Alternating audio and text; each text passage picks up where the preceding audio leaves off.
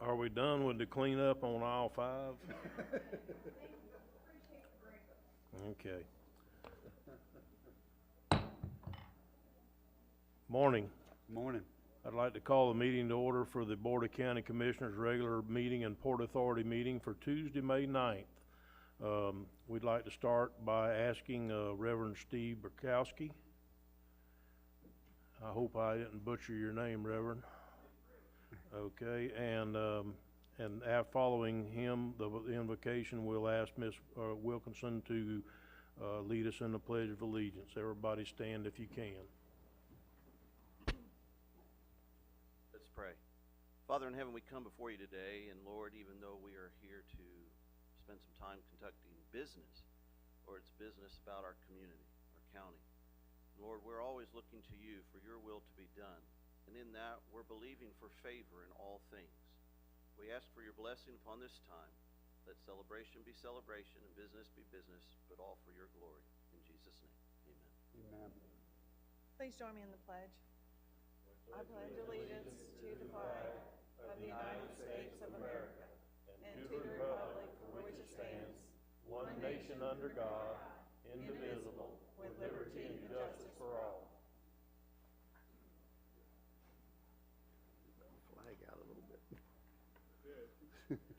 Thank you, Pastor, and thank you, Commissioner Wilkinson.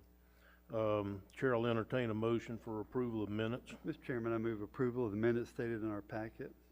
We have a motion and a second. Is there any further discussion or corrections? Hearing none, all in favor say aye. Aye. Opposed? Ayes have it. Motion carries unanimously.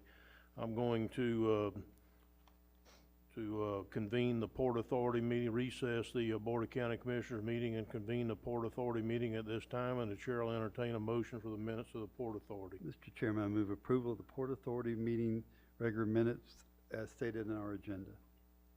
We have a motion and a second. Is there any further corrections or comments? All in favor say aye. Aye. Opposed? Ayes have it. Motion carries unanimously. This time I would like to call for anyone that would like to speak on public comment on Port Authority items. Port Authority items. Seeing none, I'll close public comment. And is there any general discussion by a commissioner on Port Authority items? Pardon me? Okay. Commissioner Adams Act. Yeah, I was hoping we got a port manager now, and I was hoping during these meetings that we would get some kind of update of where we are, maybe monthly, and see what's going on as far as what the port manager's doing, what we're doing with the port, any plans, any ideas that we have, maybe some open discussion. So if we could have that next meeting, that'd be fantastic. That'd be great. We only meet, the Port Authority meets the first meeting of every month, I believe it is.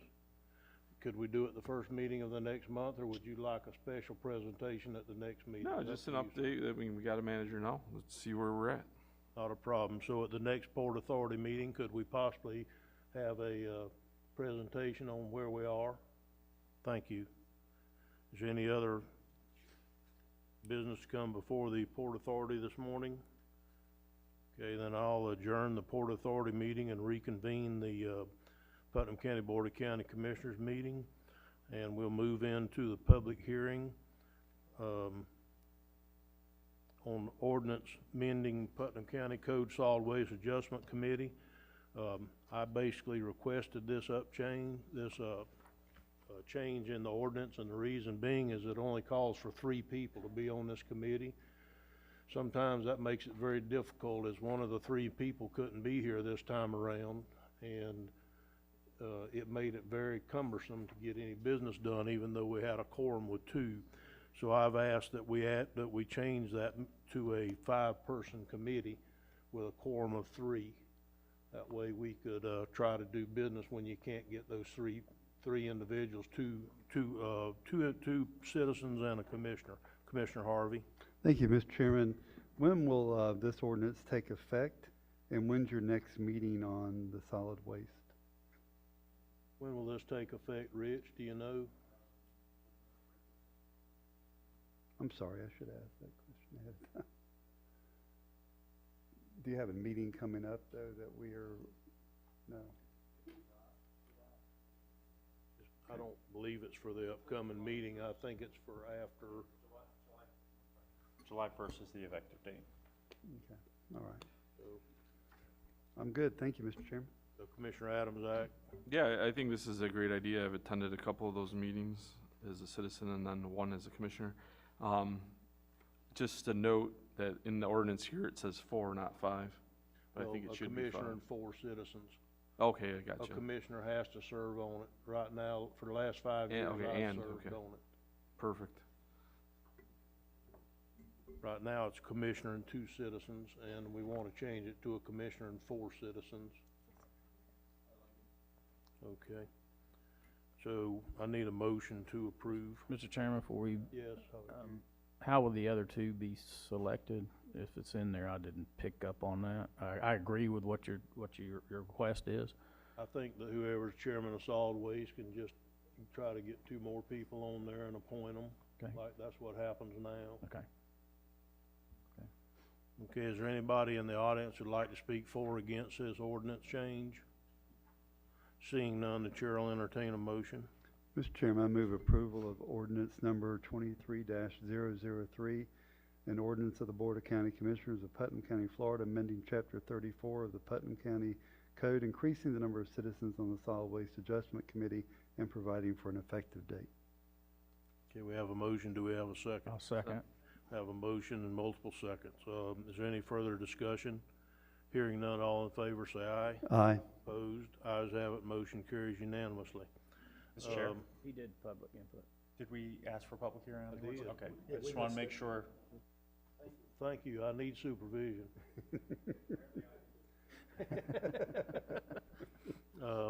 We're going to move into presentations, and our first presentation is going to be read and presented by Commissioner Harvey.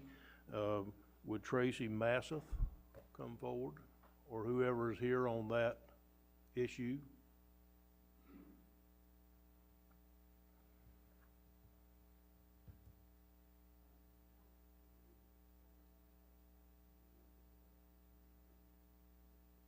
Good morning, On Mr. Chairman. Is this on? Hello? Can you hear me?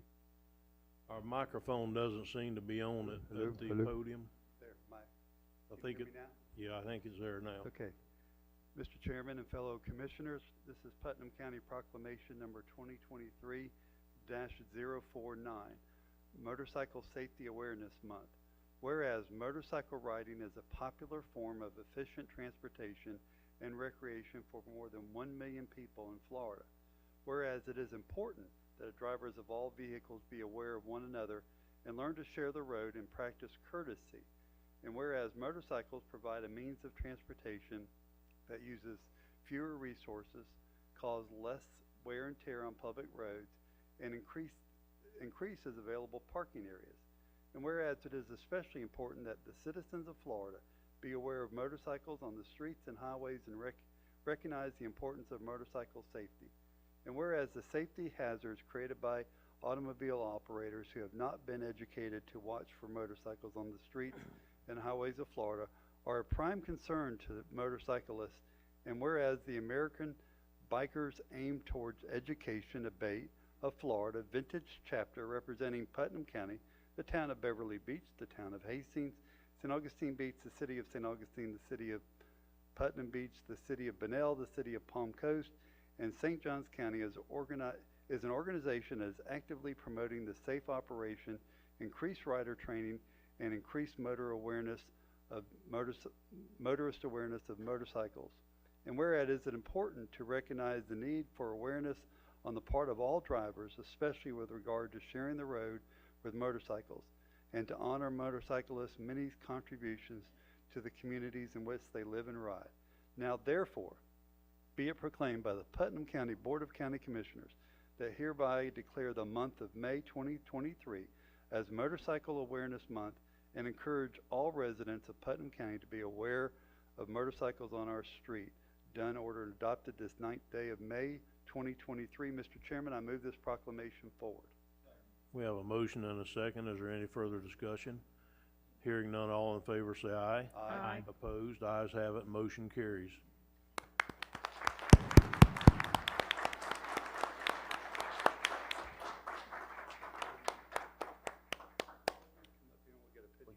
come up and have a picture made?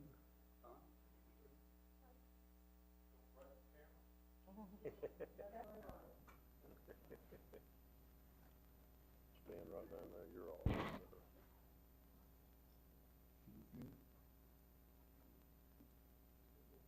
If you'd quit moving.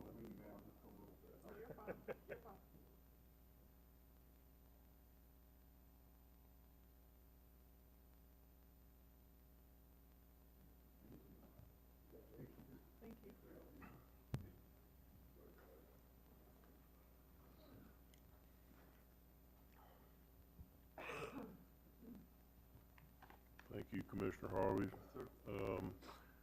Next, we're gonna move on to Gerald Onley of the VFW Post 3349. Please come forward.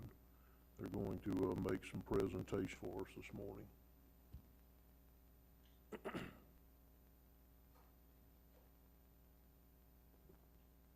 Good morning.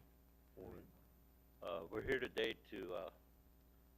for our Fireman and our Sheriff of the Year award that we do every year.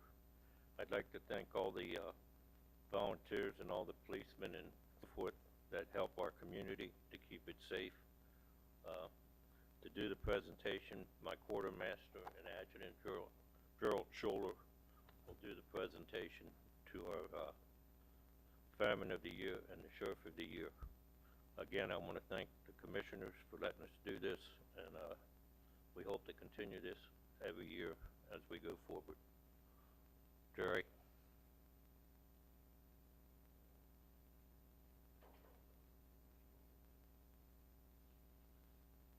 Thank you, Commander. Commissioners, it's a pleasure to be here again today to present these awards.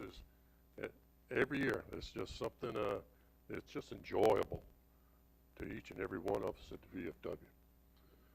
Our first, we want to do the Fireman of the Year award, and that would be Bradley Jones. So if you would come on up, sir.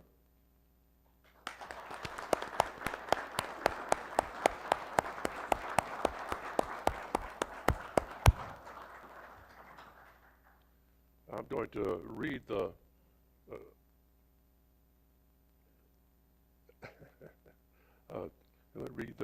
application here. When you think fire service, you think brotherhood. One name that comes to mind is Bradley Jones. Bradley's been with Putnam County for a little over 5 years as a firefighter paramedic. In those 5 years, Bradley's taken several classes to achieve the skill set in the field. Bradley's a hard worker and always offers his brothers in need. When there are vacations being denied, Bradley is the first one to sign up for overtime. If there are people that are in need of a break from a busy rescue, Bradley willingly trades them so they can have a break. Bradley's trained on many paramedic firefighters, has trained many paramedic firefighters and EMTs in our service. We as a service are in dire need of firefighter paramedics on a daily basis. Bradley always steps up to give his best and his time as he actively tries to recruit and recognize our outstanding employees. Thank you, Bradley Jones, Fireman of the Year.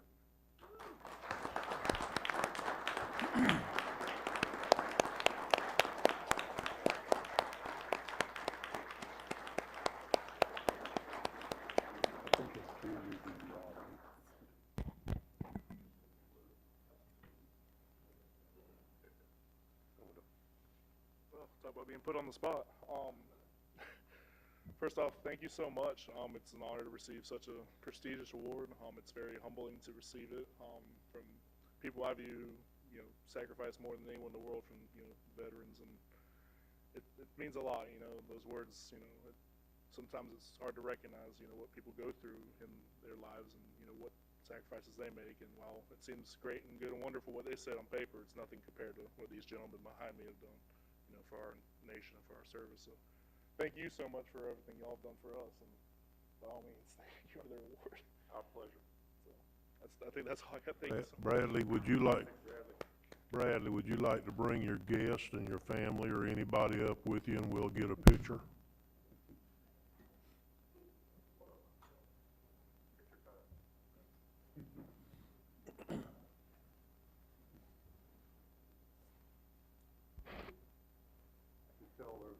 smiling faces there.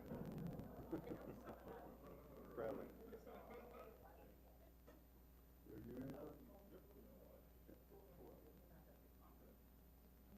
You line them all up. You're fine.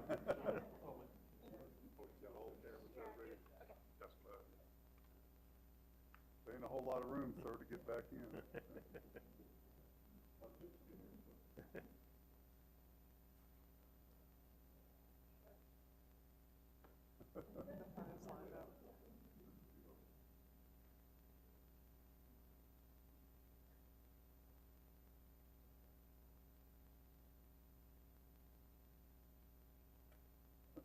Paul just was right.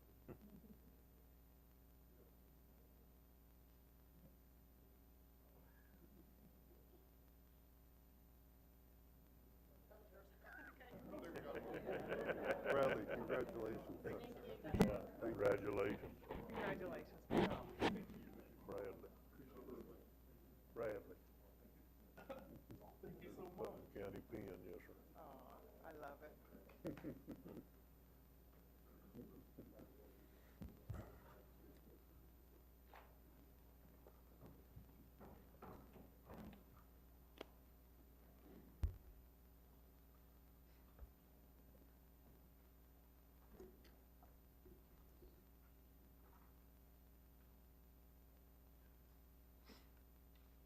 Our second award from the Sheriff's Office.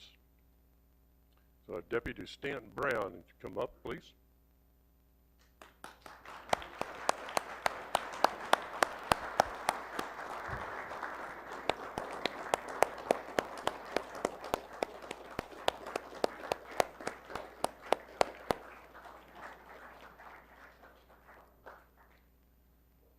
Now this is our certificate of appreciation for our Deputy Stanton Brown. Deputy Brown's made an impact with the agency very quickly in his tenure with the department. Deputy Stanton Brown was hired in May of 2021. This fall, while working security at one of our local high school football games, Deputy Brown observed a man he believed to be a sex offender taking photos of children. Thanks to Deputy Brown's knowledge of the county's sex offenders, he stopped the man, positively identified him as a sex offender, and removed him from the school property without further incident.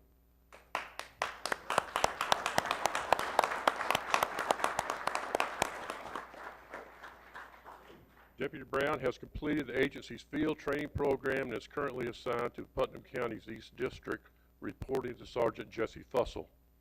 Deputy Brown is very self-motivated. He continually conducts proactive traffic stops, attempts to locate subjects within his district with warrants for their arrest, and completes thorough investigations for the citizens of Putnam County. Deputy Brown is also a team player who assists his zone partners with their cases and areas of responsibilities. Deputy Brown volunteers to assist other agency members when they need assistance with district coverage. Recently, Deputy Brown has located several high-profile subjects with outstanding warrants for their arrest. These warrants included charges of burglary, grand theft, the violations of probation, possession of firearms and ammunition by a convicted felon, possession of narcotics, and the list goes on. I believe for the above list details and many other duties this remarkable deputy does daily, he should be awarded the VFW Deputy of the Year Award for Putnam County Sheriff's Office. Signed, Lieutenant David Blunt.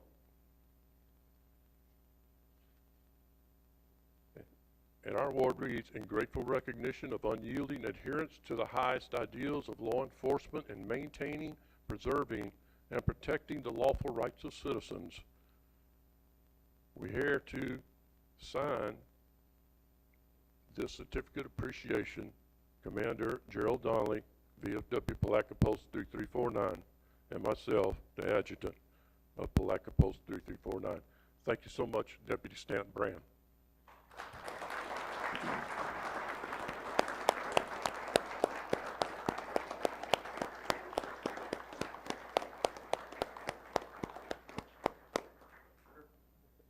Deputy, I was going to say a word or two. Well, I appreciate y'all. I wasn't wasn't really prepared to give a speech or anything like that, so, I think the only thing I can really say is, thank you all for the opportunity, Sheriff, to actually work for this agency and, do what I like doing. I appreciate y'all for the award, and, I take this to heart, being a veteran myself. Other than that, thank you all for having me.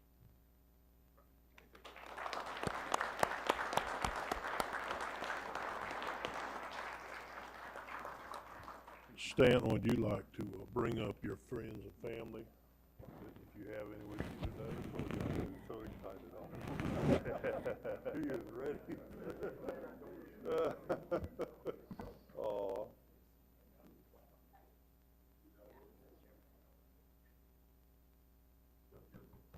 Yeah, that's a great idea. Come on, sit right here. You're fine. That's even better. All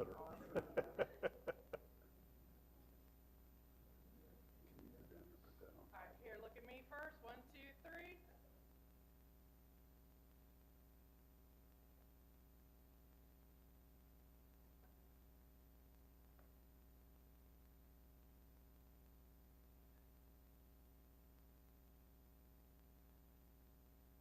Peter, before y'all leave, would you be all right with you if I asked all the deputies to come forward and get a picture with him along with all of us?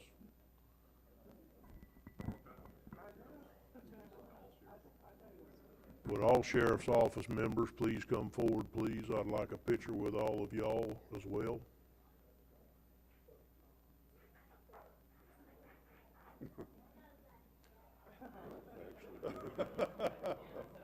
Don't go, don't go, don't go. Stanton. Stay right here.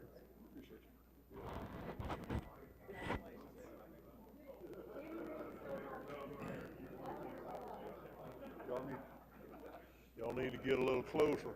Act like y'all like each other. Come on. Allison will get y'all.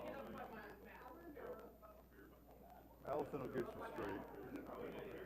Yeah, we got room. Come get in.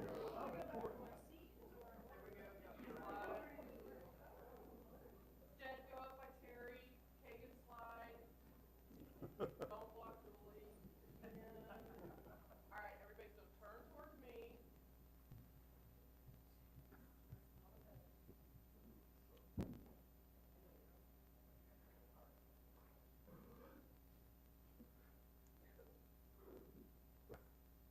One, two, three.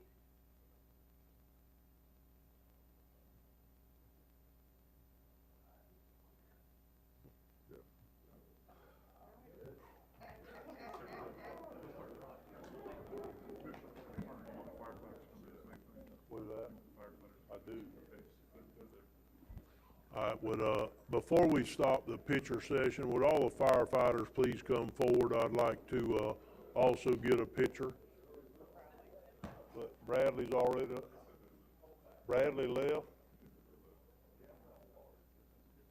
We put our guys back to work.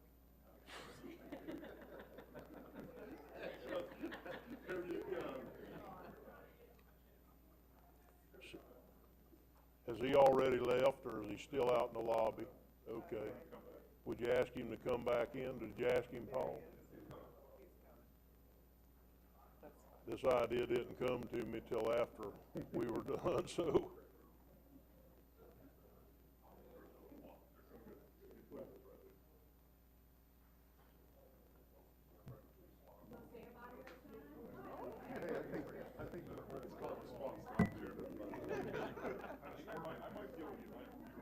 Yeah, let's get the whole department. We'll raise money for something, okay? Yeah. Ma'am? I wanted to get that over. Sorry. That's okay.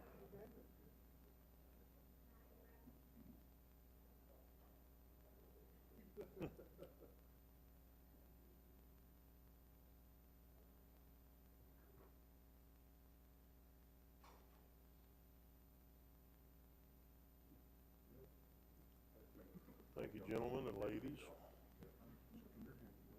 Yes, sir. Mind if I read the draft and I'll redo it?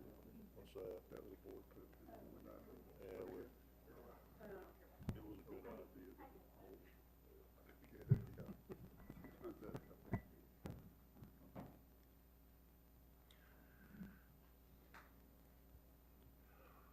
definitely the best part of our job, no doubt about it.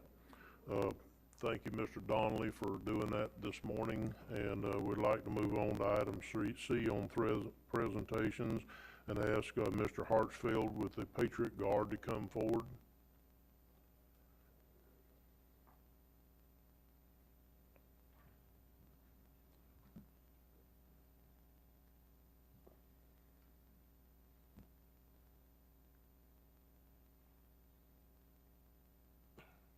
Good morning, ladies and gentlemen.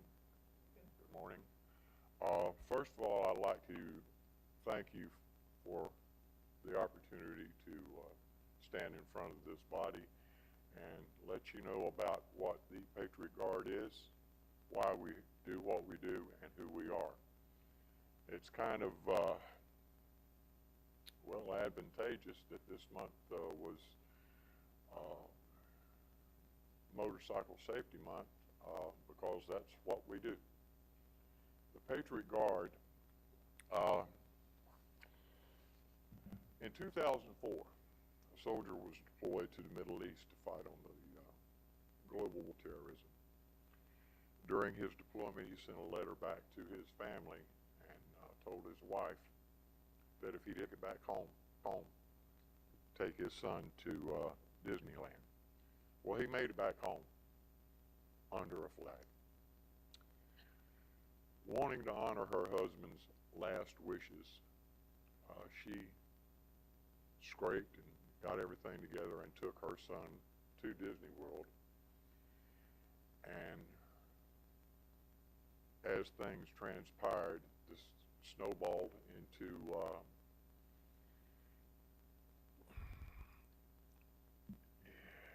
it snowballed into a 501c3 nonprofit organization, and this entire organization was founded to serve the Gold Star families and Gold Star children all over the world. Snowball Express was based in California for 11 years, and then moved to Dallas, Texas area, where they remained for another 11 years. While in Texas, the Texas Patriot Guard Riders were directly involved in providing escorts, leather vests, and building commemorative shadow boxes for graduates, Gold Star children that participated in the program and reached the age of 18. In 2018, the Gary Sinise Foundation incorporated Snowball Express into many programs serving veterans, first responders, our fallen heroes, and their families. Snowball Express was relocated to Disney World in Orlando, Florida. The Patriot Guard Riders in Florida have been asked to take the torch from our comrades in Texas, which we did eagerly. The Florida Patriot Guard Riders have become proud partners with the Gary Sinise Foundation and have worked tirelessly to build upon the foundation to improve service to Gold Star children and of families attending Snowball Express. That's just one facet of what we do. In 2008, there was a church in the Midwest. A veteran that had returned was being interned. And there were some protesters at that church that decided they wanted to, dead soldiers, good soldiers. We need more dead soldiers. We don't need live soldiers, we need dead soldiers. Well, there was a group of motorcycle riders that encountered that, and they backed their Harley Davidsons right up against the protesters, racked them up. And if you've never heard a Harley Davidson being racked up, you can't hear anything else. That was the beginning of the Patriot Guard. We are now 400,000 strong across the United States. Now, there's a lot of statistics to go on along with that, a lot of things that we have done, a lot of things that we intend to do, and for that, I will turn it over to my wife.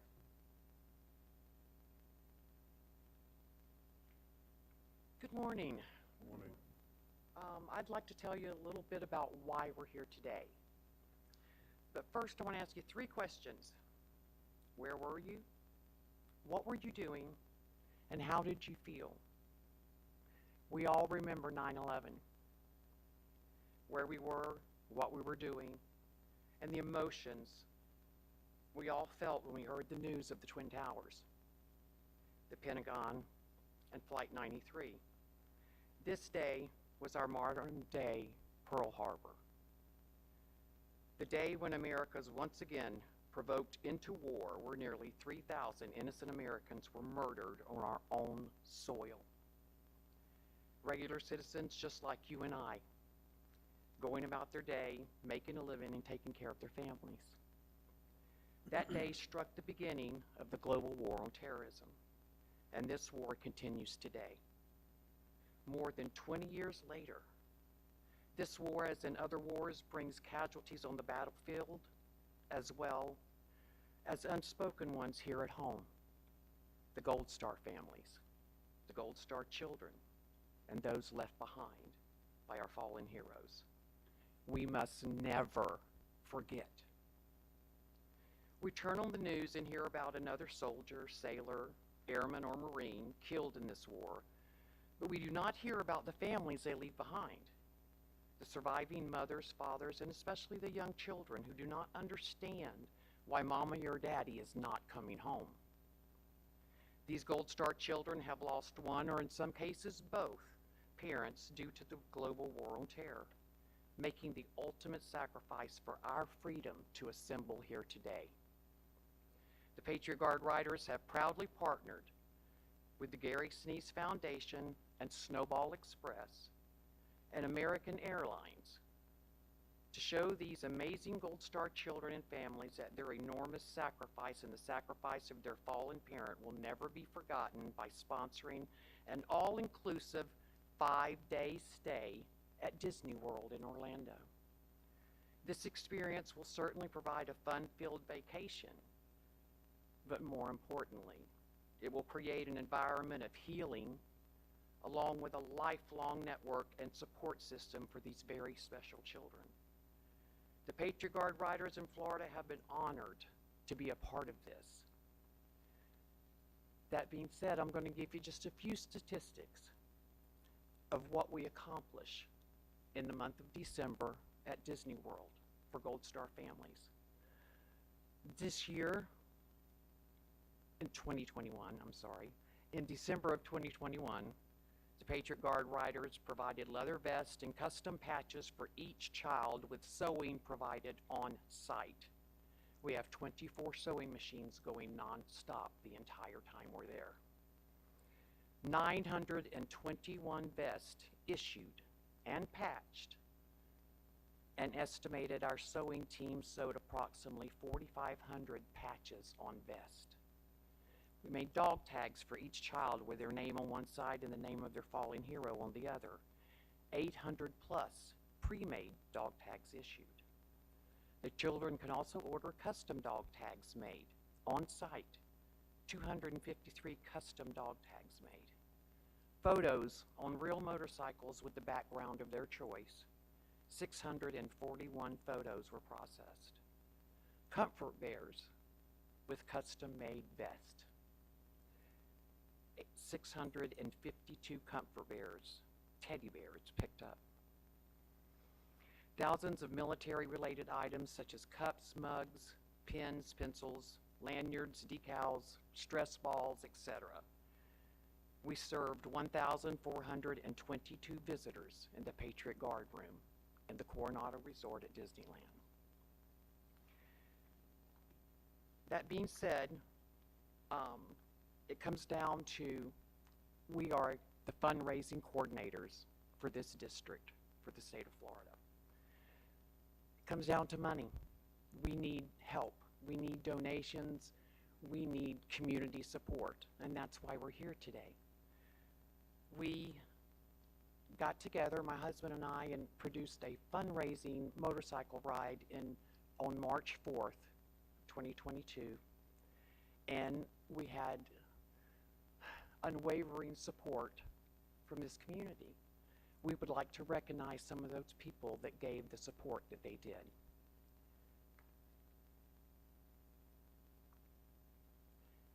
I would like to call the following people up, please.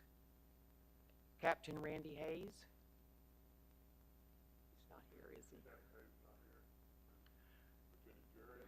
Lieutenant Jared Guy. Sergeant Hagan Butts.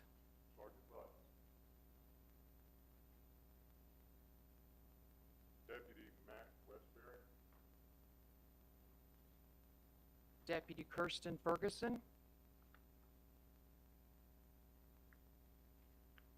And Deputy Tanner Tippett. I would also like to call out Mr. Larry Harvey. Harvey and Colonel Wells. Please come forward.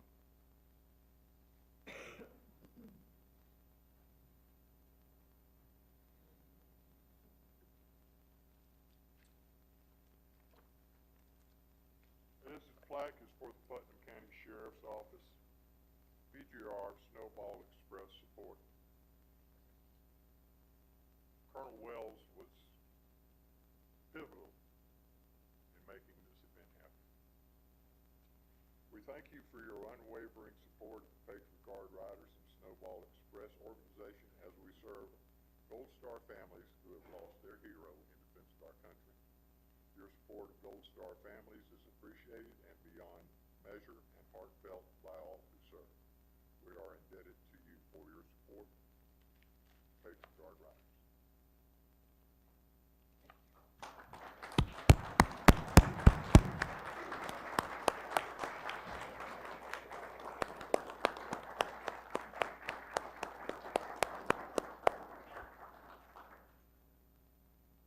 Don't go anywhere yet. We're not done. Commissioner Hart, BGR Snowball Express support.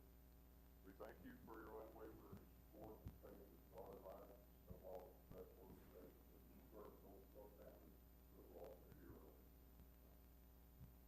Your support of Gold Star families is appreciated beyond all measure and heartfelt by all who serve. We are indebted to you.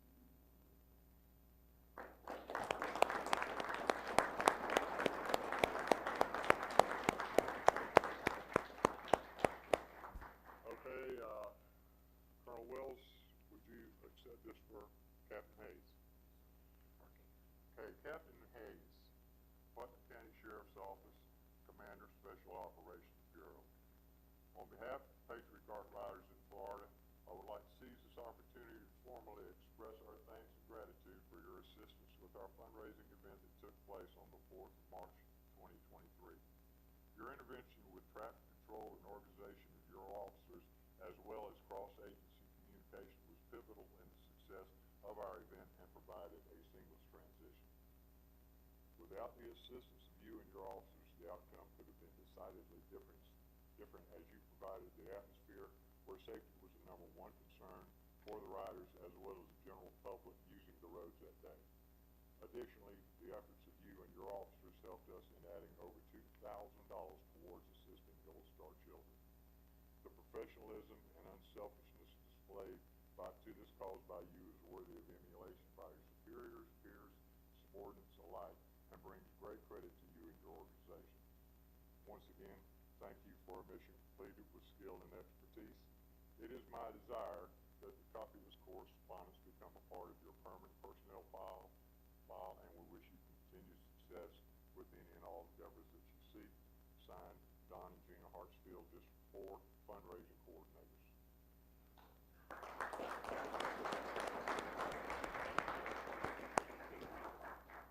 Lieutenant Jared Guy, Putnam County Sheriff's Office, Deputy Commander, Central Law Enforcement District. On behalf of the Patriot Guard Riders in Florida, I would like to seize this opportunity to formally express our thanks and gratitude for your assistance with our fundraising event that took place on the 4th of March 2023. Your intervention with traffic control and organization of your officers was pivotal in the success of our event. Without the assistance of you and your officers, the outcome could have been decidedly different as you provided the atmosphere where safety was the number one concern for the riders as well as the general public using the roads on that day. Additionally, the efforts of you and your officers helped us raise over $2,000 towards the funding of the Gold Star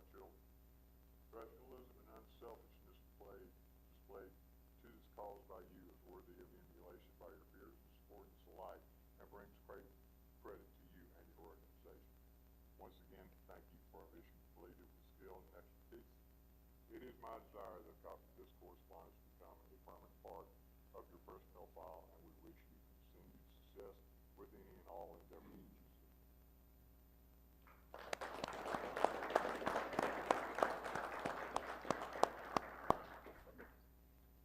Okay, we have some certificates of appreciation here I'd like to give out. I'm going to read the first one, and then I'm going to give all of them out to you individually. Certificate of appreciation. The certificate is awarded to Sergeant Hagan Budd in recognition of his unwavering support of the Patriot Guard Riders and Snowball Express organization, serving both the Star family. Your professionalism and dedication to the community is appreciated by all who do it. Signed, John Schumacher, BCR Fundraising Association, and dated 1/89/2023. I have one for Sergeant Hagan Budd. Deputy Matt Westbury. These officers were also involved in traffic control and escorting the Patriot Guard through Blackman, and they did an outstanding job.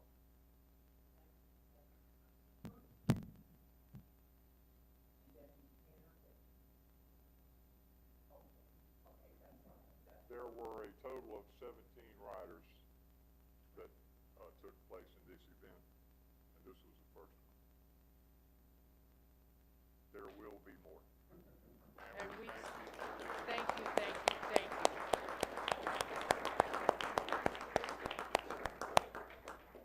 I just want to say in closing, I don't have the words, but a man or a woman never stood so tall as when they stooped over the shower. Thank you for that.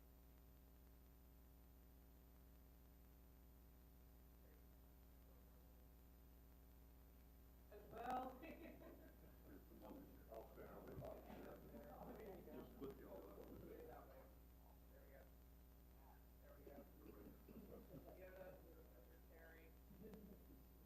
All right, everybody look this way. 1, 2, 3.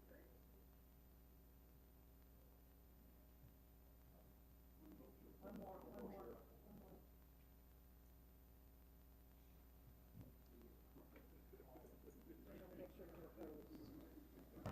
Take care, everybody.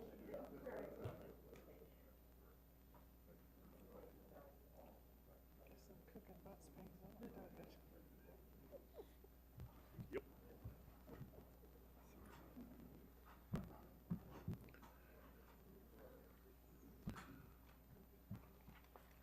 All right, that was great.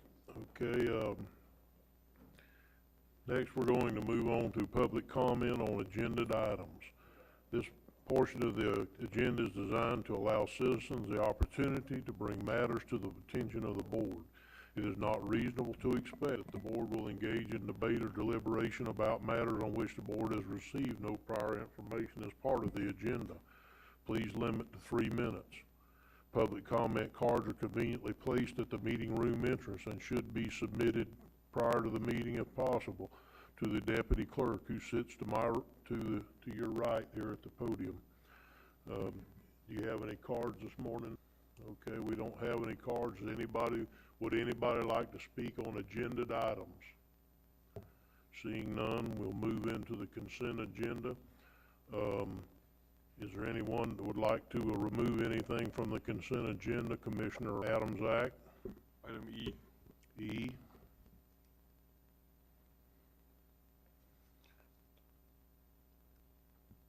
Commissioner Harvey. I have none, sir. Commissioner Pickens. I have none. Commissioner Wilkinson. I have none.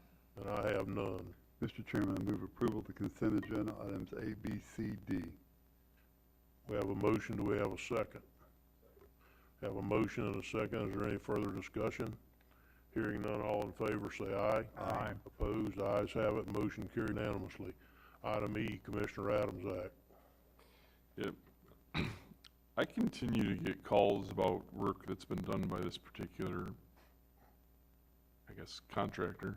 I agree with what we're doing here with this resolution based on what was shared with me with the county attorney. I hope that Onyx can improve their work quality and improve what they're doing throughout the county. They are a local contractor. I'm hoping that they end up being one of our best contractors. But again, after this, I got 2 calls where we went out and looked at stuff where Public Works had to come out. We're gonna have to redo some of their work. So just raising that flag that I'm really concerned, and I'm hopeful that it gets better.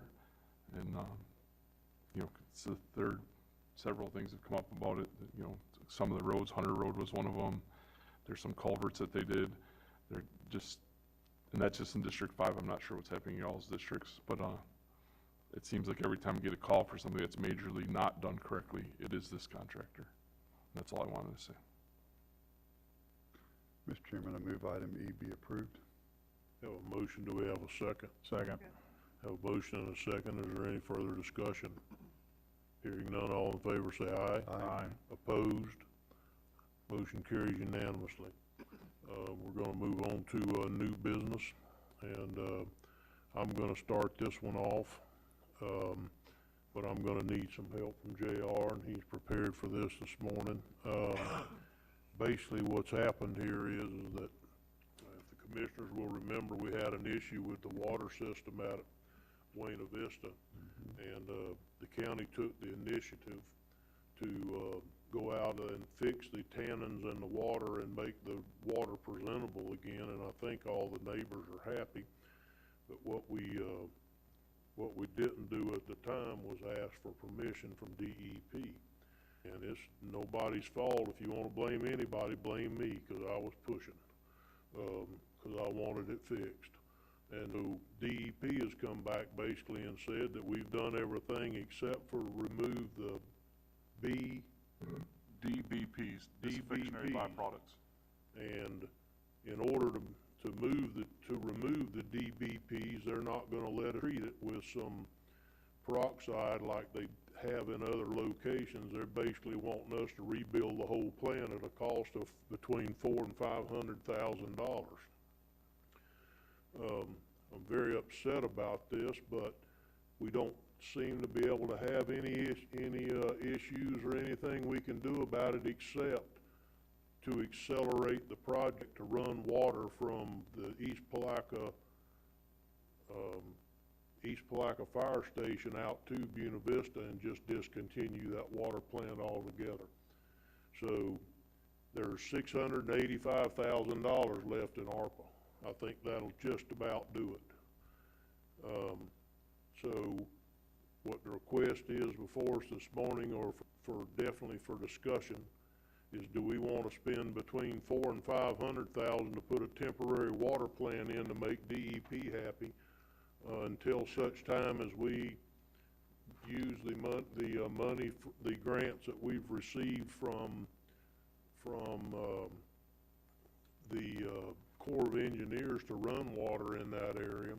Do we go ahead and put in a temporary plant to then, or do we just go ahead and bite the bullet and put the first loop of that in before the money comes in for the other loop coming around from the other direction, and then it would completely form the loop? So we have a long-term asset in one option, where the other option, we basically, 2 or 3 years from now, won't be worth anything. Commissioner Harvey. Thank you, Mr. Chairman. Mr. Chairman, I think it's a no-brainer here that we serve the citizens of Putnam County. And back when this conversation started, I was one of the ones drawing lines on the paper to try to get that water line out there. So I think this is the right thing to do for our citizens. They showed us the water they were having to deal with, and we tried to fix it. We didn't. And let's move forward and making a good investment in Putnam County, and I approve that idea, sir. Thank you. Commissioner Adams-Ack. Well, how many properties are there between there? I mean, I know we're trying to get to Port Buena Vista, but we should probably talk about the advantage of we're also picking up some other properties. Right. About how many are, and water expansion is something that I do support. Yeah, so there's several, probably, I'm gonna say 20 between where we're leaving the fire station and getting, I have not actually counted the rooftops, but we do have some commercial businesses in that area. We also had one come through DRC that's planning a commercial adventure right there along that 207 corridor that we would be going in front of when we take this line forward. So I think there's several vacant lots too, correct? oh, absolutely, yes, sir. There's plenty of vacant lots, and I think that the total usage in Port Buena Vista is about 50 residents that would be onto our system. We've also had some other interest of potential developments in that area. So one other concern we had when we talked about this water plant and there's a sewage plant there too, was the ability for the rest of those lots that were supposedly, would this allow for those lots to be expanded into as well? Obviously I don't know if the sewer plant supports that. Yes, sir. We've checked into both. We've actually had some interest reach out to us in that side, and yes, it will be able to produce both water and sewer.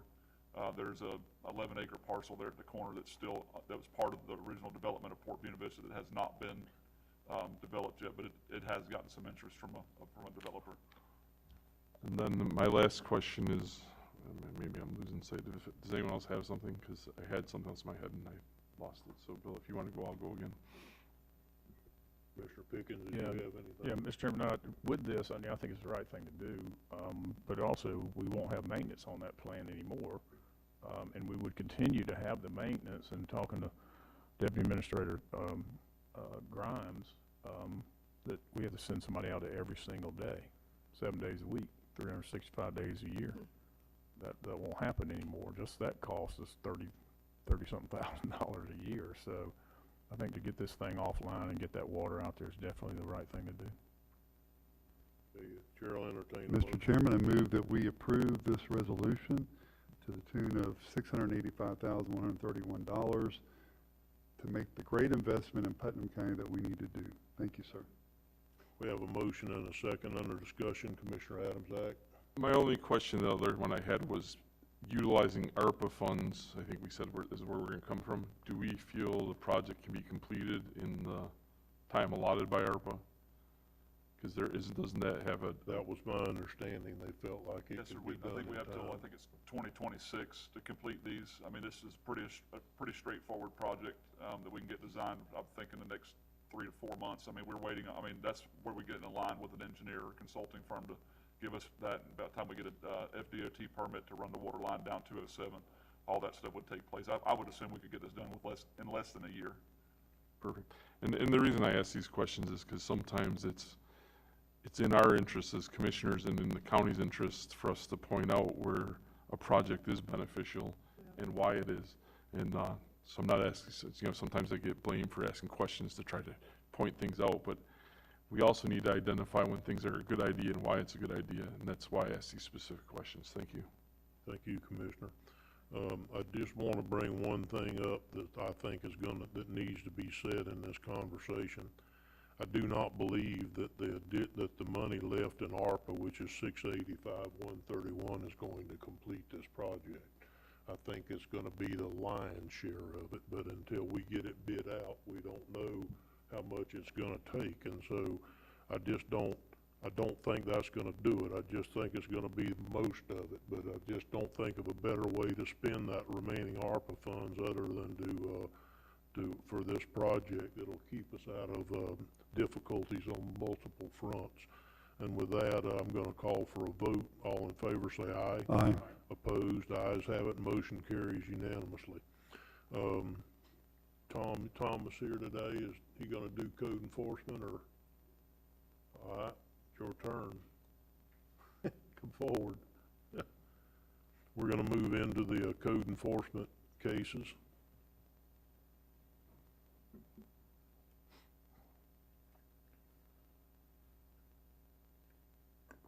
Good morning. Good morning. Go ahead. Ready? Yes, sir. Okay, first code case is 2020-133. Address is 115 Cherokee Drive. Property owner's name is Cesar Jimenez Fontanes and Jimenez Rajale. Violation was unsafe structure and care of premises. The original fine amount was $3,868.50. Total cost of enforcement action is $1,809. Property owners recently purchased the property. It's now compliant and are requesting a fine reduction. If the board approves, we recommend the reduced fine to be paid within 90 days. Is there anybody present today that would like to speak for or against this case? Chair will entertain a motion. Mr. Chairman, I move that we accept case number 2020-00133, $1,809 if paid within 90 days. We have a motion and a second. Is there any further discussion? Hearing none, all in favor say aye. Aye. Opposed? Ayes have it, motion passes. Case number 17215. Yes, sir. Address is 316 Palmway Drive. The property owner's name is Maria Moya and Carlos Velasco. The violation is unsafe mobile home and care premises. Original fine amount was $40,580.83. Total cost of enforcement action was $2,012. Property owners has recently purchased the property. It's now compliant and requesting a fine reduction. If the board approves, we recommend the reduced fine to be paid within 90 days. Is there anybody in attendance today that would like to speak for or against this case? Chair will entertain a motion. Mr. Chairman, on case number 2017-00215, accept staff recommendation of $2,012 if paid within 90 days. We have a motion. Do we have a second? Second. Have a motion and a second. Is there any further discussion? Hearing none, all in favor say aye. Aye. Opposed? Ayes have it, motion carries unanimously. Case number 2014-271. Address is 102 Cypress Street. Property owner's name is Black Dog Investments LLC. Violation was care premises. Original fine amount was $12,425. Total cost of enforcement action is $2,004.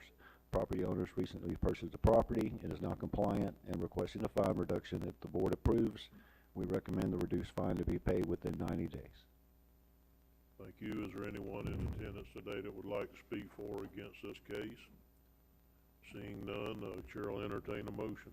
Mr. Chairman, I'm on a roll. 2014-00271, if staff recommendation of $2,004 if paid within 90 days. We have a motion and a second. Is there any further discussion? Hearing none, all in favor say aye. Aye. Opposed? Ayes have it, motion carries unanimously. Okay, case number 2014-112. Address is 102 Cypress Street. Property owner's name is Black Dog Investments LLC. The violation was demo permit required. Original fine amount was $79,918.50. Total cost of enforcement action was $1,974. The property owners recently purchased the property. It's now compliant and requesting a fine reduction. If the board approves, we recommend the reduced fine to be paid within 90 days. Okay, thank you. Is there anybody today that would like to speak for or against this case? Before we do this one, I'm not against it, but there's something fundamentally wrong with what we're doing around here. If somebody doesn't pull a demo permit and it ends up getting a fine of $79,918.50 applied to their property. Now, I'm going to be for this morning, Commissioners, I am, but there's something fundamentally wrong with that issue, that we're going to charge somebody $80,000 because they didn't pull a $50 permit. That ain't right. That ain't right. I know you weren't here, Thomas, so I'm not doing that. I'm just saying that this particular case is not right and shouldn't ever have been allowed to happen. So the Chair will entertain a motion. Mr. Chairman, I have a question. Yes. Thomas, this is on the same thank you, Mr. Chairman, I'm sorry. This is on the same property too as the previous one. Yes, sir. 102 Cypress. So these violations ran together because there's two separate ones, correct? This was the first case. This was the first case? Mobile home was taken off the property without a permit, so they opened up a case, and then they had already taken it to the magistrate hearing, so we already had an order, and then there was a whole bunch of trash that showed up, so they had to open up another case for care premises. Well, usually in the past, we've kind of helped out on one. So, Mr. Chairman, I'd like to make a motion of 2014-00112. The fine is $0 and no paid in 90 days. We have a motion. Do we have a second? I need a second. I'll second it. Okay, we have a motion and a second.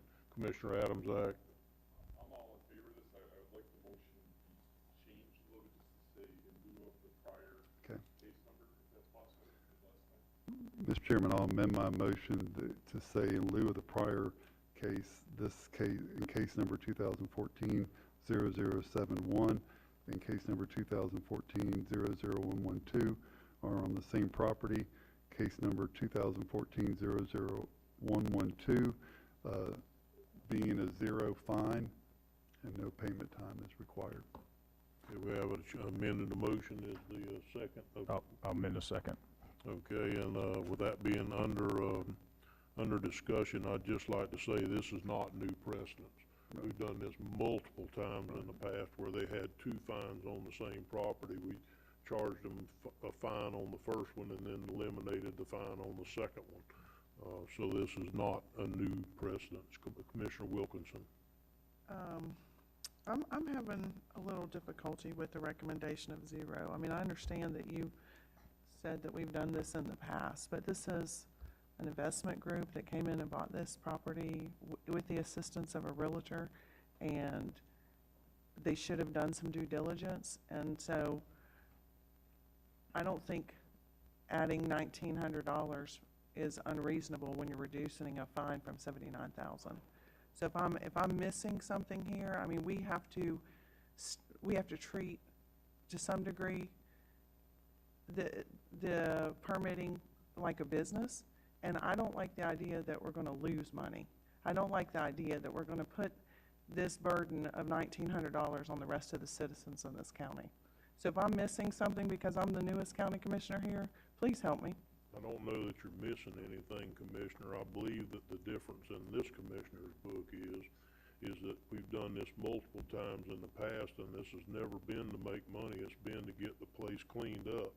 And in this particular case, what bothers me the most about it is that this county should have never charged $80,000 because you didn't pull a $50 permit. That ain't right. I understand that. That ain't right, and I don't care who owns it. I don't care if it makes no difference to me who owns the property. That's just, to me, is not right. And I agree that we're not in this to make money, but we certainly aren't in it to lose money. We aren't in it that one person, you know, gets the advantage of this property. $1,900 from regardless of what the fine is a good number. I mean, I don't see that as an issue. So that's where I'm at.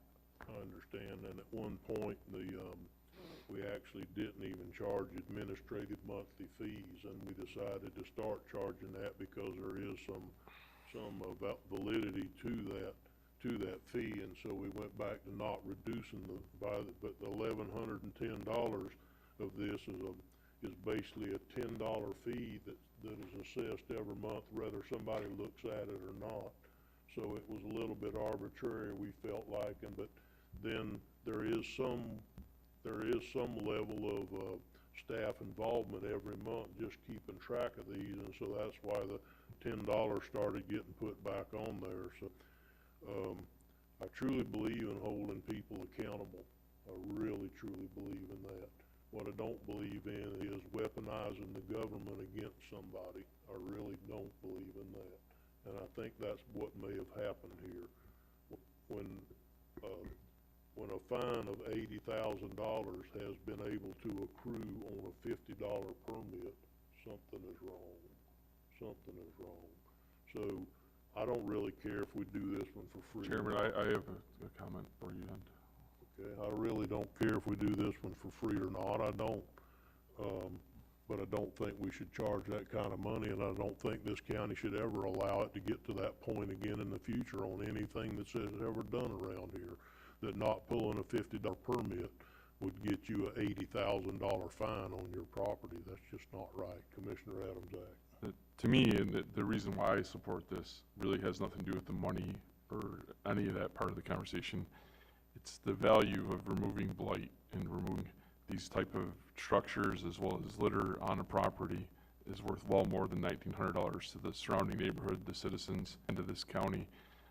It will, as we get more and more of these off the roles of being a fine thing and back into the real roles of being taxable assets and possible buildable assets, we are going to see an improvement. I think that's tenfold.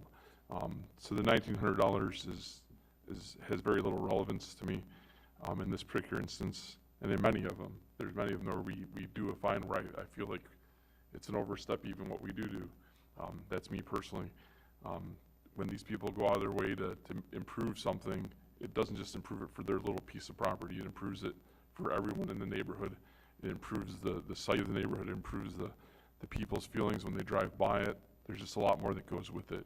And $1,900 is a very small price to pay in this instance. Thank you. Thank you for those comments, I appreciate that. I appreciate the discussion. We need to discuss this from time to time, especially to let the public don't know that we carry these cases lightly as we go. So we have a motion on the floor. If there's not any further discussion, all in favor say aye. Aye. Opposed, ayes have it, motion carries unanimously. Thank you, Thomas, appreciate you coming. Yes, sir. Next, we're gonna go to appointments. I would like to, on the Better Place Plan Oversight Committee, I would like to appoint Miss Brenda Fletcher for the District 3 representative. I don't think it's proper as chair to make a recommendation as far as, or a actual appointment or for an at-large position.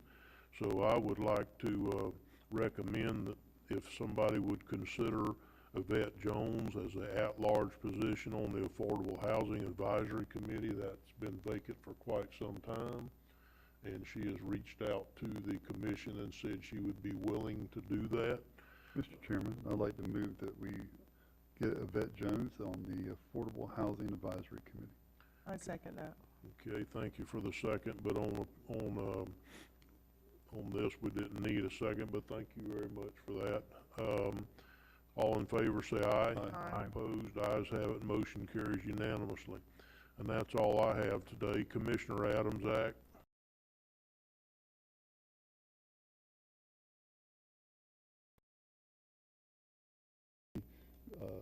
Judy Costanza would like to serve on that, on the District 4 representation. Okay, that's a district appointment, so She no has vote is that. necessary. Okay. You have any more, sir? I do not, sir, thank you. Commissioner Pickens. Just want to make a comment. Last meeting, I recommended, nominated Miss Brenda Fletcher to serve for District 1 on the affordable housing, the Better Place Plan Oversight. For the first six years of my commissionship, where she lived was in my district, but after we did some redistricting, she is in District 3, so I lost that section, which is Buffalo Bluff. So, but I commend Commissioner Turner for reaching out to her, and she'll be a good member of that board. So, and I have no other appointments. Well, thank you, Commissioner Pickens. Commissioner Wilkinson. I don't have, no, I have none. Okay. So we're going to move into public comment on miscellaneous items. And Wayne's got this thing working so good it's making funny noises this morning. Oh, that's what I'm saying. He got it working, you couldn't hear that kind of stuff. Okay. Public comment on miscellaneous items. This portion of the agenda is designed to allow citizens an opportunity to bring matters to the attention of the board. It is not reasonable to expect that the board will engage in debate or deliberation about matters on which the board has had no prior information as part of the agenda. Please limit your comments to 3 minutes. Public comment cards are conveniently placed at the meeting room entrance and should be submitted prior to the deputy clerk who sits to the right of the podium. Okay, and I have a couple this morning. First I have Jeannie Shockley.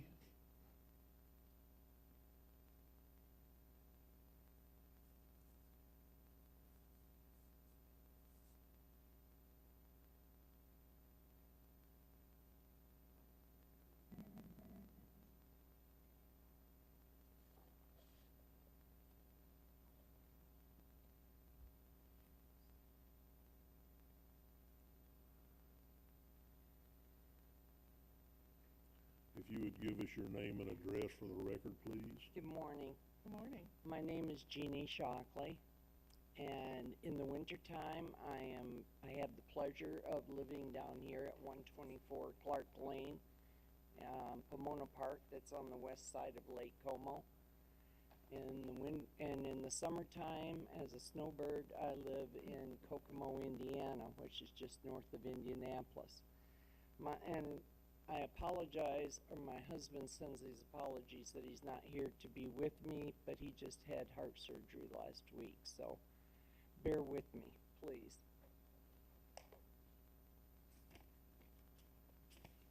We purchased our property in 1988 and began building the following year, very close to where my grandparents settled in 1956. So our family's been coming to this area for approximately 67 years. During that time, we have maintained the same road, now known as Clark Lane, paying for all improvements that were required by the 4 property owners on Clark Lane, down close to the lake. Then in May 2020, Mr. Ramon Venegas of 724 Lake Como Drive, Pomona Park, decided to take all of his brush from trimming trees and dragged it into the middle of Clark Lane and tied it down with ropes so it could not be driven around. He does not want any traffic driving by his house, which was built after we were there. He is the 4th owner of that house and has lived there for 8 years before he attempted to do this. We were here before that house was even built, coming to visit. I remember when it was an orange grove. We have never had any trouble with any of our previous neighbors, got along wonderfully with them. But one particular one did attempt at one time to try to close off the road when he had the ownership of the house for a short period of time. But after receiving a letter from our lawyer, he dropped the issue immediately. I have included, excuse me, I've lost my place there.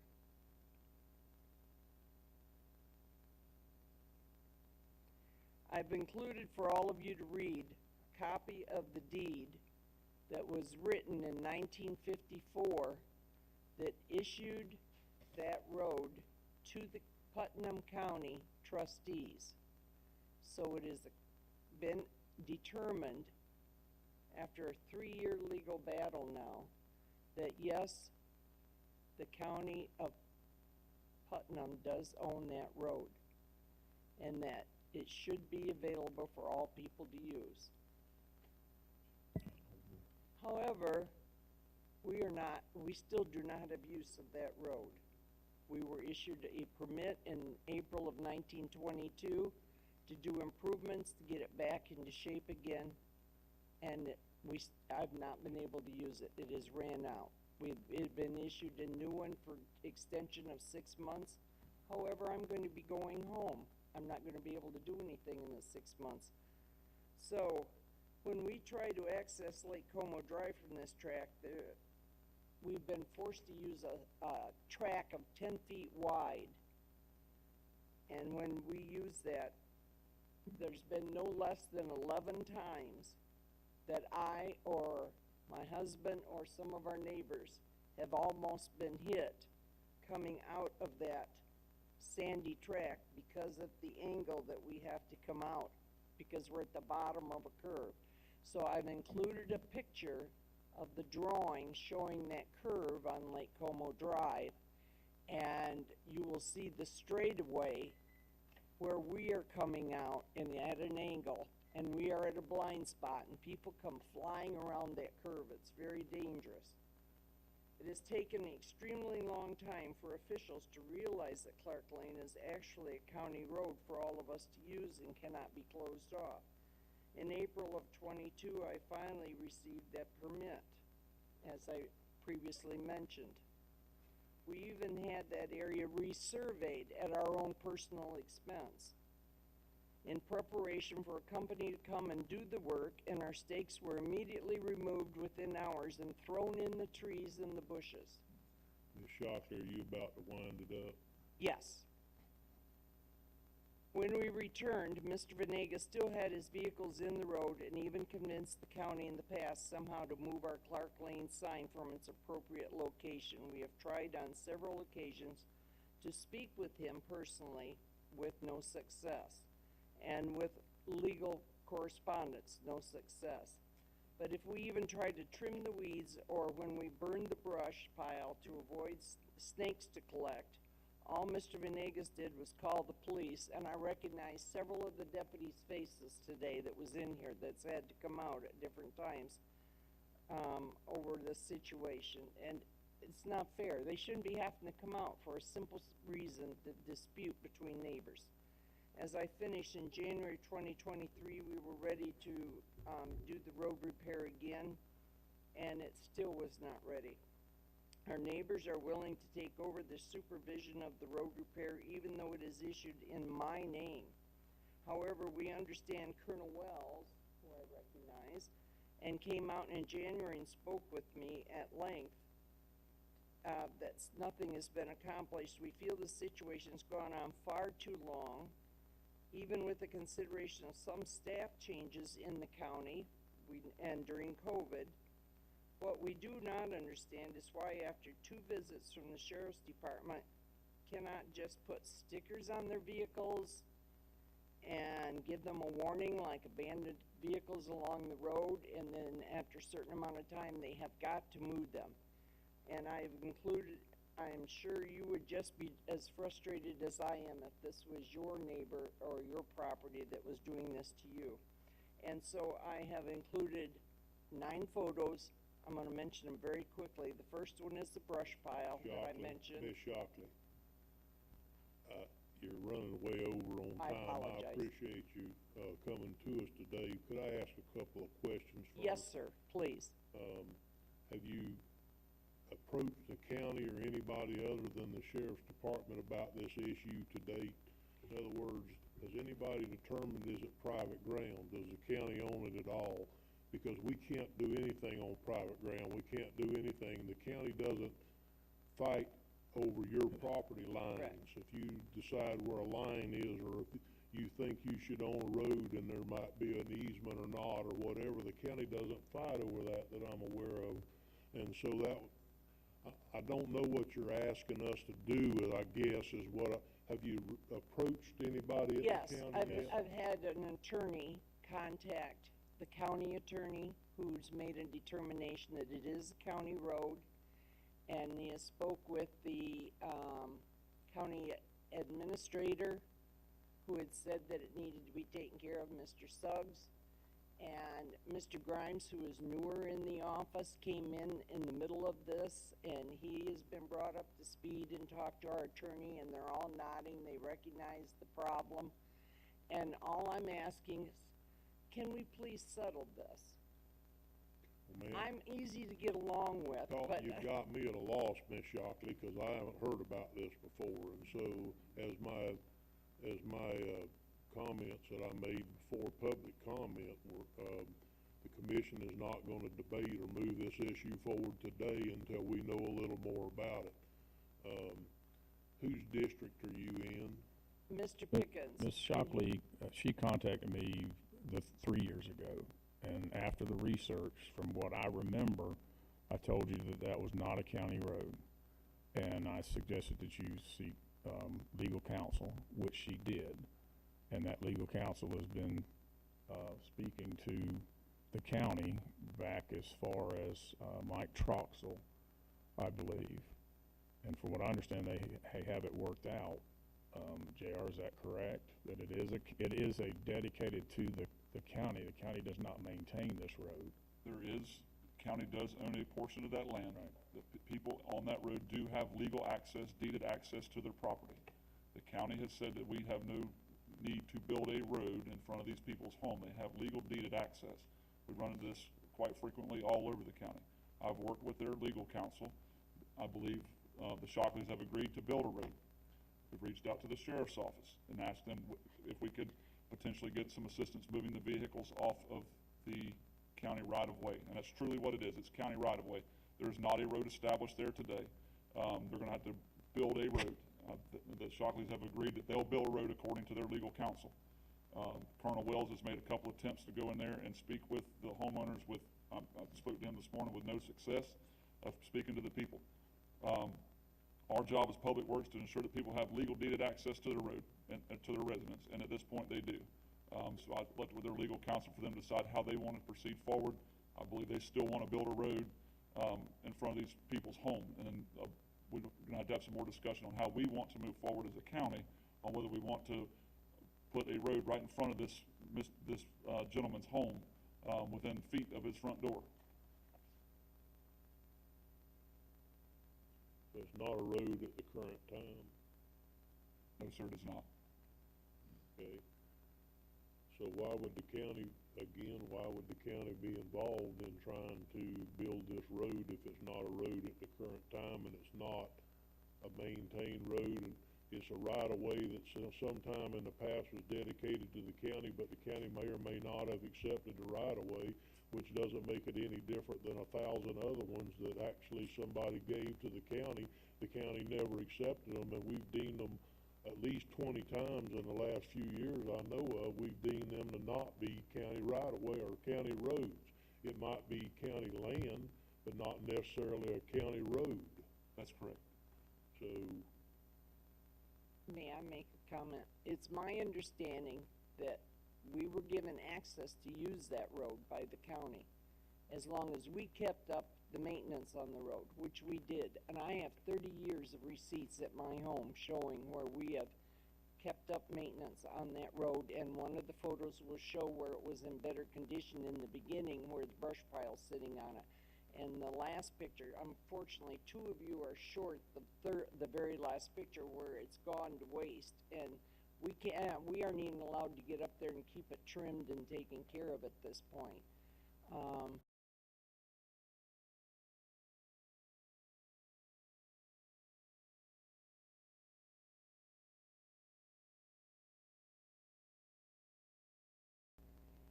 We've got a company that has been ready for 2 years to come in and do move the road over a little bit and keep it in repair for us. But we cannot get Mr. Venegas to move his vehicles.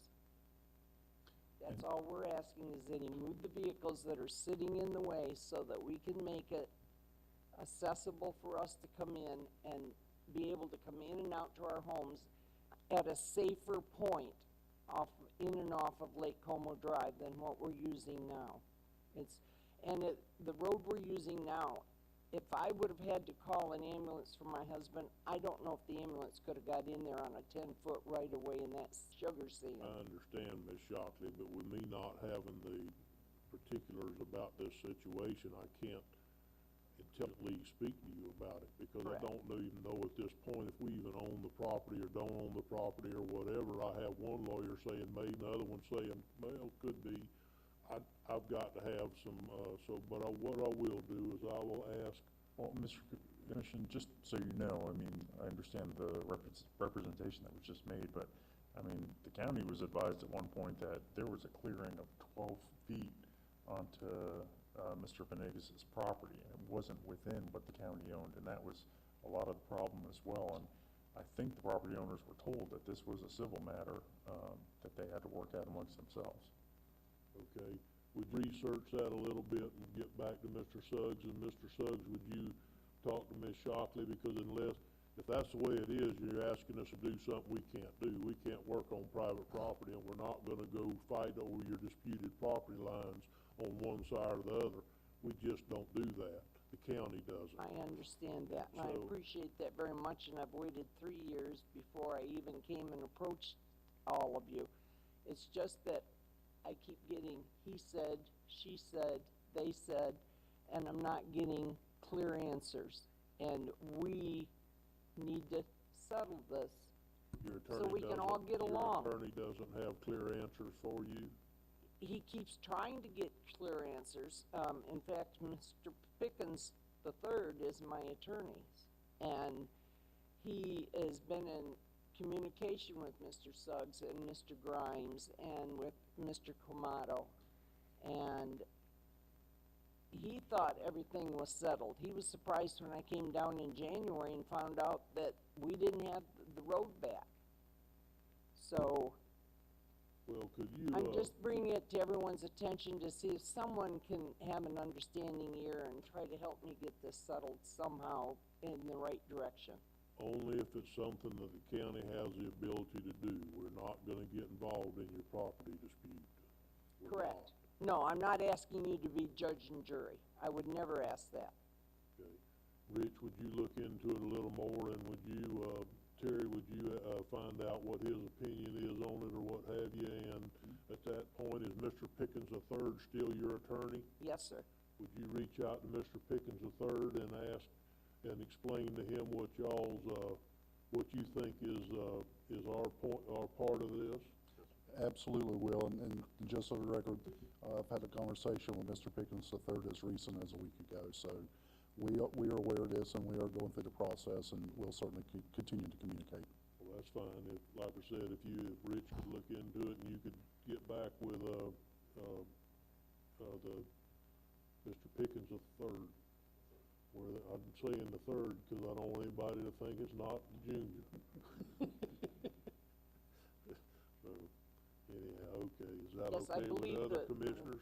what I'm you're saying fine. from a week Mr. ago Pickens? was when you issued that permit, to extended it for 6 months. That is correct. I approved and authorized an extension of the request for the right-of-way permit for But we another, for an cannot get additional the 6 months. equipment in to do it. Yes, ma'am, I with the understand, way but that it was is, the so that's request. what we need to clarify. Yes, ma'am, that was the request that came from your attorney, and that was handled promptly by myself. Ms. Shockley, would you reach out to Mr. Suggs after the meeting if you still I have certainly other- will. Thank you for Thank taking you so time to much. listen to Commissioner me, Pickens, did you and have a comment? Yeah, I just sir? want to make sure that I actually thought this thing had been taken care of as moving forward. And if his vehicles need to be moved, we get codes enforcement involved in that to start cases on that and move it forward, because it sounds like they kind of come to an agreement, but they cannot fix the road because of vehicles and things like that in the way. Is that correct? correct. Okay, that's all. If it's our right of way, and they've got vehicles parked on our right of way, it's not a code enforcement thing anymore, it's a sheriff's department thing. If it's proven that it's on the right of way, and it is our right of way, and the county deems that it's our right of way, then that's a different ballgame. And, you know, if everything here looks like, to me, if it is a clear-cut deal where it's our right-of-way, and somebody's blocking our right-of-way, it's no different than we've done with many other people. They went and pulled a right-of-way permit. They're allowed to go work on the right-of-way if we give them permission by pulling a right-of-way permit. If all that's taking place, and the guy's going in there and blocking our right-of-way, that's a sheriff's department thing, I would think. So, if that turns out to be the case. Joe, you're gonna have to come up with the microphone, you know that. Some truth to it. The issue that we have is, and I know it's hard for you to picture, if you turn where this party claims the right-of-way is, it's the gentleman's driveway. So we're towing his cars out of his driveway, part of it. The other issue that we run into is, it's not marked, this right-of-way is like through brush and trees. So I don't know where these lines are, and I understand that maybe it's been surveyed, they've been pulled. And we could do like that, Mr. Sharp to give us some guidance here, but it's maybe a county right-of-way, but it's not an established roadway. There's no road markings, the road sign's not there. The road sign's actually further up the road, which is how I access their house. So, I mean, we could certainly look into it once, but we would at least still have to have the survey markers there. Because when and it looked, and this is why I went personally, because the deputies were having so much challenge with this, because if you turn where the claim is the right-of-way, you drive up his driveway, and then very, very close to his front door. Like, it looks like you're driving through his yard. So that's the challenge that we've been having, is where is this, and is this truly an operable roadway, right-of-way type thing? But we'll be happy to help out where we can. No wonder this has turned into a 3-year-long sticky situation. It is very difficult now. I'm assuming y'all continue to look at this. Okay. Thank you, Ms. Shockley, for coming I today. realize I went way over with this, but thank you for taking time and lending your ears. Thank you. We're gonna move down the agenda of the Honorable Matt Reynolds. Did you have two more did you have another card? Oh, I did, I'm sorry. If you give me another second, Matt. Miss Nicole Grace. Gonna tell us about cleaning something up.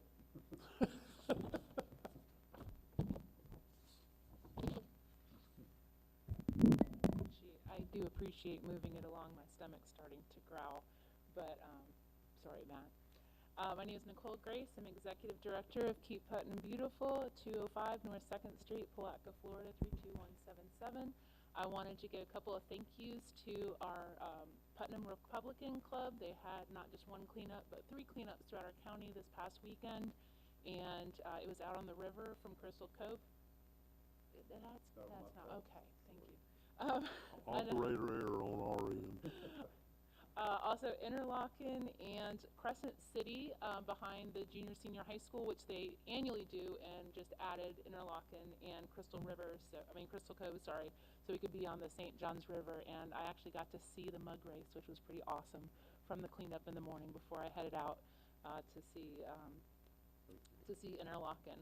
Also on the 29th of April, Pomona Park Beautification Committee held a cleanup. They're going to be going to 4 times a year, which we're really excited about. And we were able to pull some tires from that cleanup, as well as go around, and we had, between Jim, Daniel, and I, we had 40 tires that we took in for that Tire Amnesty Day. We're not getting a ton of tires. I know they were surprised at sanitation for our Tire Amnesty Days. People aren't coming out, but we still know they're on the roads. So our last one is going to be on May 20th. That's coming up in 2 weeks, very quickly. We'll be out on the roads again. It's from 9 to 3, so I'll be picking up tires. I know that Mr. Buddy Goddard and Pomona Park Beautification Committee are offering to trailer in tires. So if you had a location, in fact, they went out on Facebook, said, hey, you know, if you know where they are, tell me, show me on a map, and I'll come get them. But to try to get the tires, this is our last one. It's a mosquito habitat, as well as being honestly an eyesore. But it's coming up quick. May 20th, 9 to 3, main landfill, and they actually will have some of the inmates will unload the tires from your vehicle, so you don't have to unload them out there. And they have it set up pretty well. Thank you, Nicole. Any questions? Is there a possibility that we could, on Tire Amnesty Day, that if one of these, whoever they are, groups or individuals, pick up more than 20 tires, that we can, for those groups, we can waive the 20 tire limit if they're out picking them off sides of our roads and picking them up off public right of way? Well, Let me get with, is one of these individuals that are going around picking up tires off side of the road, are they gonna have to like go collect people to take with them to the dump, to where they don't have to pay to dump the tires that they're picking up off our right of ways? The May one, I believe, is the last one of this year, so we've got some time to revise the program and make some further enhancements. when Mr. Tilton gets back, we'll sit down with Mr. Tilton and have some conversations, see what we can do. Okay, I think we should. I think we should seriously consider if they're actually picking up groups, whether it's the Putnam beautification or whatever it is, if they're out picking up tires off our right-of-ways for Tire Amnesty Day, we probably shouldn't charge them for bringing the tires to the landfill that we would probably go pick up if somebody called in and told us about them. So, anyhow, yes, Commissioner Wilkinson. Nicole, thank you for what you do in the community and all the volunteers that are out there helping pick up trash. I had mentioned before about Marion County and what they've done for their trash, what the county commission's done. I've sent that information to our administrators and Jay Tilton to look at. I'll make sure you get copied on it. If you guys could make sure that the rest of the commissioners get that as well. I don't think it got forwarded to them, but I just want to make sure that we take a look at it, and I'd love to get your opinion on, you know, what you think Marion County has done, whether it's good, and what, you know, just get your general thoughts on that and what they're doing in Marion County, how it would apply to Putnam County. And it's a process. It's not something that we're going to be able to put into place, you know, in one board meeting. They had a committee that made some recommendations to the board and a task force. And so I think that following somewhat of what they've done, it could make our county a little bit cleaner and more successful. So, Thank you, Commissioner. yep, thank you. Nicole, thank you very much, and sorry for passing over you a minute ago. I believe that's all the comment cards. Is there anybody else today in the audience that would like to speak? Okay, seeing none, I'm going to go down the agenda now to the Honorable Matt Reynolds. Thank you, Mr. Chairman, Commissioners. I'll only bring up one thing. Just wanted to mention the updated draft investment policy I sent out last Friday. I'll be putting that on next agenda. So if any commissioners have any input or would like to discuss, feel free to reach out. And that's the only thing I've got. Thank you. Thank you, Mr. Reynolds. County Attorney, County Administrator. Nothing today, sir, thank you. Are you sick? Don't encourage. Sorry, couldn't help it. County Commissioners' comments, Commissioner Adams Act. I guess the first thing I'm going to say is, with regards to Marion County, I don't know what the policy is because I haven't seen it, but I don't see any difference. I live within miles of Marion County. I drive through Marion County regularly. I don't see some stark difference between the roads in Marion County and the roads in Putnam County. So whatever they're doing isn't working. Ocala is a disaster, the same as parts of Plaque are, with stuff all over the roads. Citra area and that is the same, unless you're on a state road. So I don't see where it's making any difference. And I don't know how long they've implemented this, but I don't see any difference between Marion County's roads and our roads, at least not in the areas that I drive through, which is basically from Citrus to Ocala and back would be the route I normally use. So maybe it is in some other areas, you know, where all the horse farms are or something, but then people maintain their property anyhow. So hopefully it's not too costly of a program, because I don't see where it does anything. But that's neither here nor there. Now, if there's ideas in it that we can use and implement, I'm all for that. But I don't see where there's any difference in Marion County from the 6 years that I've lived on the border of it. Kind of want to recognize that it's National Corrections Month, or week today, this week. Little story, and the reason why this is important to me is I actually was a brig chaser in the Navy for about 8 months, which was basically people that would get arrested or stuff on the base in Orlando. We would have to take them to the brig in Jacksonville, so we kind of transport them back and forth. I drove the van, so I didn't have to do a lot of the interacting part, I just drove the van. But my sister was a corrections officer in the state of New York for several years. Her career was ended basically because she was attacked in the prison by an inmate, and there was actually other inmates that saved her life. So it's a very close thing to me, and it's something I really never recognized until last year, around the same time when it came up, because something happened to someone in my family, and that's the wrong way to go about it. We should always recognize these type of things.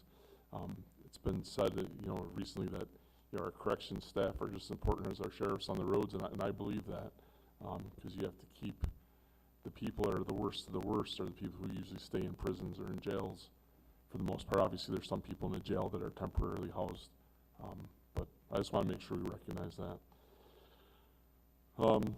Kind of, I was thinking about the county beautification, the waterways. So I have seen an improvement here in our county with the work that's been being done here. There's some, I think our biggest issues outside the stuff that gets thrown out the windows on the sides of the roads, there's very pocket-oriented areas in West Putnam. I know there's some in Plaquemine, and there's some towards Pomona Park that I know exist.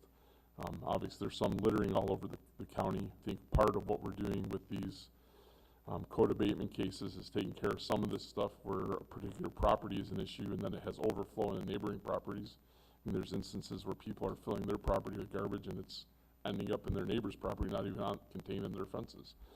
So that is getting better. I know there's some individuals who are struggling with that right now, but I have seen an improvement in time living in this county, not just being a commissioner. So I really appreciate your work, Nicole. I didn't know you were going to be here, but that was on my notes here. Another thing I want to talk about, and we haven't talked about trails in a while. I think it's very important for us, and I've always felt that the focus should be on the river to sea loop as our priority in trails, and it seems like we've gotten away from that a little bit. I'd love to see us move this forward where we actually start to try to push the state. The state has given more appropriations to trails in this last cycle, and I'd like to see us push for that particular river to sea loop to be completed in our county. The other counties are starting to finalize their plannings. Obviously, it takes a lot to get it through the state process and things like that to get it built, but I would like us to start to open up that conversation specific to river to sea loop. Again, that creates basically one of the biggest trail systems in the state of Florida, and once completed, one of the biggest trail systems in the country. Why that's important is because trail systems, when completed, if it's a full loop, become their own economy in ways, drawing people from other areas to come travel on the loops, and also to events get held on loops. There's running races, there's cross country stuff, there's bike races, and obviously just the general ability of our citizens to enjoy the trail. It's very difficult. I know we've expanded it a little bit, but when people get to a dead end in a trail, where do you go? You either turn around or you get on the main highway, and that creates safety issues. I think that's where I'm going to go today, and I'm going to stop there. Thank you. Thank you, Commissioner Adams. Commissioner Harvey. Thank you, Mr. Chairman. I do want to also recognize Nicole Keep Putnam Beautiful, who has the most organized trailer that I've ever seen of any person. That's kind of a joke, but she pulled up the other day, and this trailer is so organized. I think I'm going to hire her to organize some of my trailers. So, but great cleanup. I've cleaned up, I think, ever since I've been in Interlochen, over 40 years now. And I just want to say what kind of amazes me in my role now as a commissioner is I get calls about people who want me to go clean up their area. And I have cleaned up probably in my 40 years more in other people's areas than I have in my own neighborhood. I don't begrudge that a bit, but let's partner together. If you really want to clean up and you call me and I tell you when we're going to do it and you don't show up, I'd be willing to walk your road with you, but I'm just not going to walk your road. So I just want to say that I'm willing to do whatever we can to make Putnam beautiful, but we need help and we need participation. And you know, when you see your neighbors cleaning up, the chances of you littering are going to go down. So that's why it's so important to get your community involved in that process. So I just wanted to thank you, Nicole, for always willing to get up early. I know I was kind of tired before we ever started, but you know, it was a great day, and I appreciate it. I want to make another mention to our staff. I think we got one of the best staffs that I've ever been around, and at least in my position as a commissioner, I feel like we have the best staff ever. JR, you were willing to meet with me last Friday out in Melrose. Now you had an alternative motive to go get gizzards from another restaurant out there, but that's okay. But you sat down and we met with some DOT officials about some things in the roads in Putnam County, and other commissioners are working on projects, and that's wonderful. But you did that. Julianne, you had a meeting with me this week that I had to cancel. I apologize, but when the dentist can fit you in, they fit you in today's world. So, but we were going to sit down and start talking budget in next year's budget. So, and Mr. Suggs, for what you've been through, you and your family in the recent weeks, you know, that's been very trying, but you still were there to reach out to me in your time of trouble when it really was about you and your family. And I greatly appreciate that. But I tell you, I think we've got, again, I know we have the best staff I've ever seen in county government. And I would put our staff and our future staff that you're hiring up against anybody in this state, because I see the results that we get. And it wasn't that way. It wasn't that way 9 years ago. So I appreciate it. Thank you, Mr. Chairman. That's the end of my comment. Thank you, Commissioner. Commissioner Pickens. Yeah, thank you, Chairman Turner. I've got us want to commend staff, the commission, and the Putnam County Pickleball Association. The pickleball courts are finished. There's 4 very nice courts with fencing and lighting. out at Triangle Park, and we had the ribbon cutting on Tuesday the 2nd, and Administrator Suggs and Deputy County Administrator Julianne and Grimes came. Commissioner Harvey, Turner, and Wilkinson were also able to join me there with probably 100 pickleball players, and they had refreshments.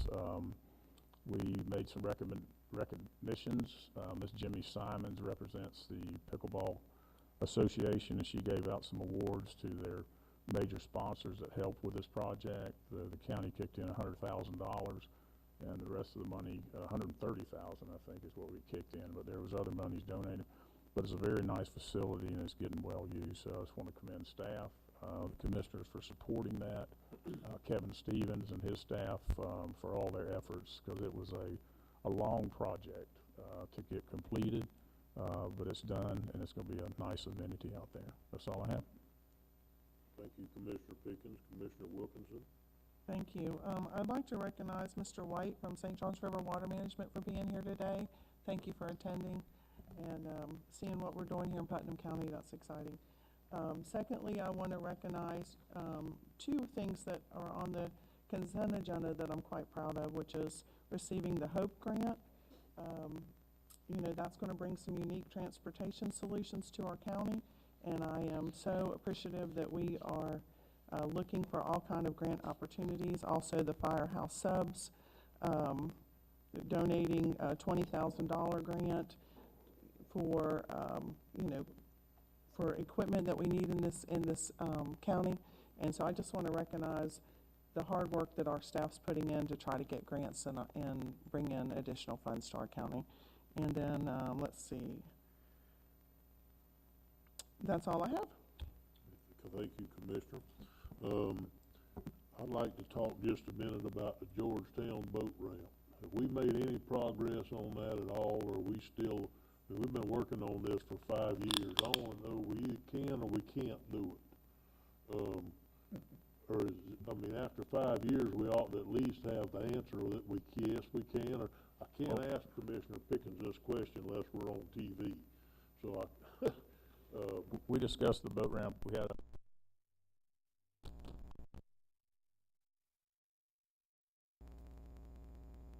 back from University of Florida. We approved those, and we moved forward, and we had a meeting with Water Management, and they were very pleased with how the utilization of the trails, the parking, and where the boat ramp was going to impact wetlands as little as possible, okay? So, Julianne, I'll let you take it from here, because she's reaching out to one of continuing contracts to get some engineering done to see what this project's going to cost. So there is still a possibility that sometime before I die, we might have a boat ramp at Georgetown? Maybe? Depends on how ugly you are today.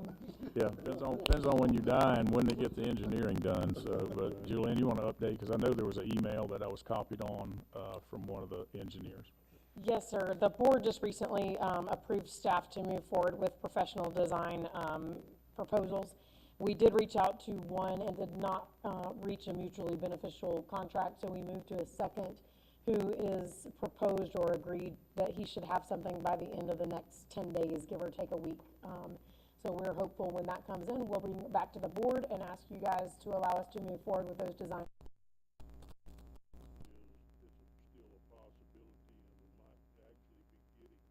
Absolutely.